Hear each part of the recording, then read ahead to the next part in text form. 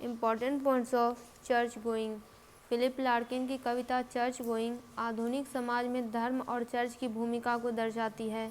कविता के बारे में कुछ महत्वपूर्ण बिंदु इस प्रकार हैं। पहला है थीम यानी विषय।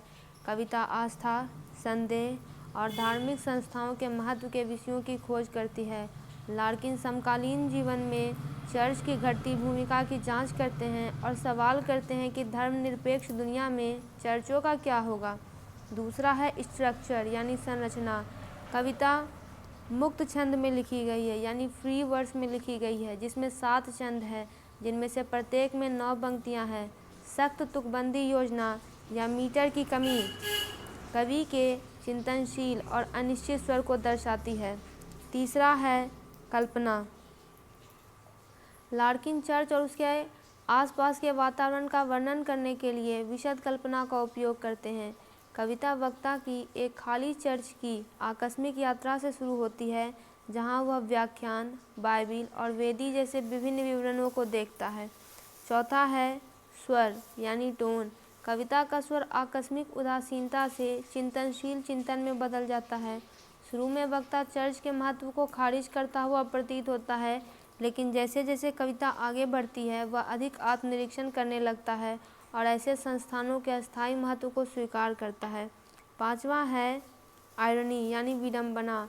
कविता में विडंबना की भावना है, क्योंकि वक्ता, जो एक गैर आस्तिक प्रतीत होता है, खुद को बार बार चर्च की ओर आकर्षित पाता है। अपने संदेह के बावजूद वह निरंतरता और अर्थ की भावना प्रदान करने में चर्च की भूमिका को पहचानता है।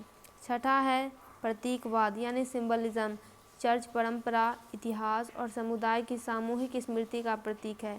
कविता इस पर विचार करती है कि कैसे चर्च एक धर्मनिरपेक्ष युग में भी एक निश्चित शक्ति और महत्व रखते हैं। सातवां है निष्कर्ष।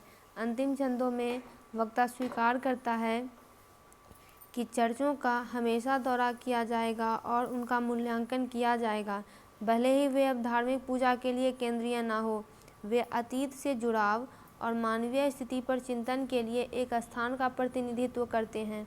आठवां है दार्शनिक जांच यानी फिलॉसफिकल इंक्वायरी।